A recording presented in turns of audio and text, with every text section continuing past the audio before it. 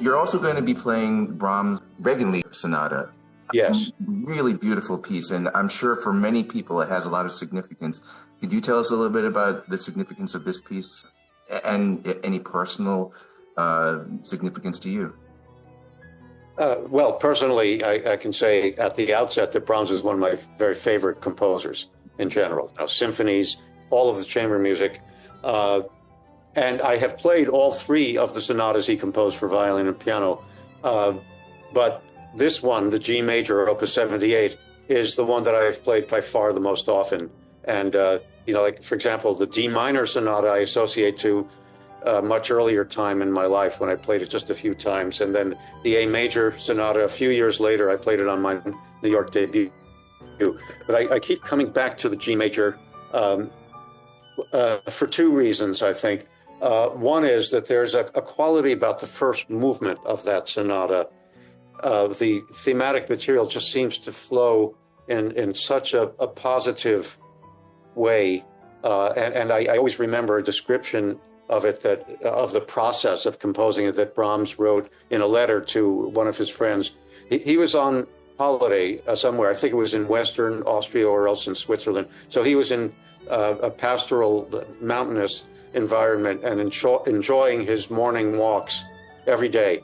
And he said that the thematic ideas just seemed to come to him out of the air when he went for these walks around the mountain lake. And it really comes through in the first movement of the sonata. There is a beautiful, serene quality about the first theme and a lilt to it in the chords that the piano first plays, and the violin part sort of bounces off or rebounds from those chords. And then later on, the roles are reversed, like in most good sonata writing, and the violin at the beginning of the development section provides that kind of chordal accompaniment while the piano is playing the first theme material. And the second theme is somewhat more ecstatic, I would say. It's marked animato, and it's just so full of overflowing with yearning, but the most positive kind of yearning. Usually we think of Brahms' music as being tinged with melancholy so much of the time. And that's one of the things I love about his music, too, the brooding melancholy quality. And we do get some of that in the slow movement, which is very introverted. And then it has a contrasting section in the middle with a sort of martial rhythm.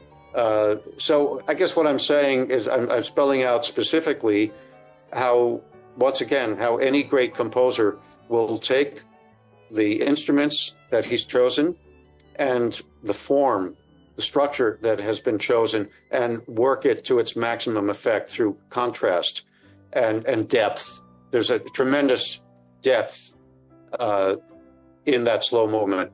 And coming to the last movement, which is the reason that the sonata has that name, it's named after a song that Brahms wrote called Regenlied, Rain Song.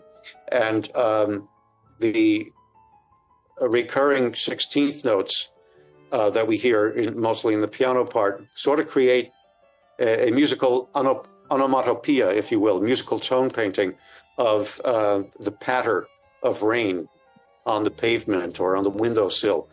So it's in G minor. The piece was in G major at first, and it has that wonderful contented feeling. And then the slow movement is in E flat major, but it has lots of dark shades as well. And then this last movement, G minor.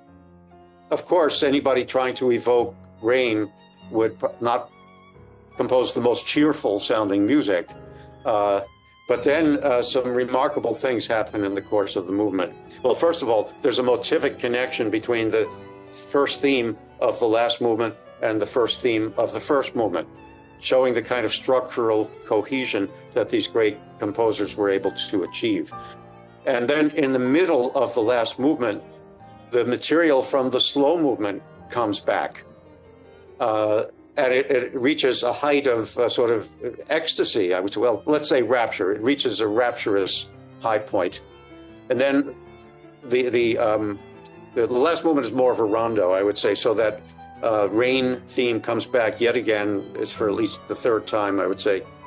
But then after the G minor theme, he transforms it, this rain idea, to G major. And that's the coda of the piece.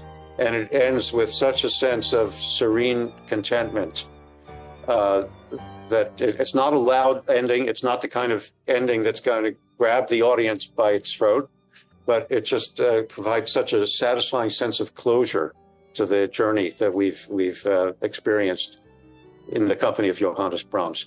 Mm.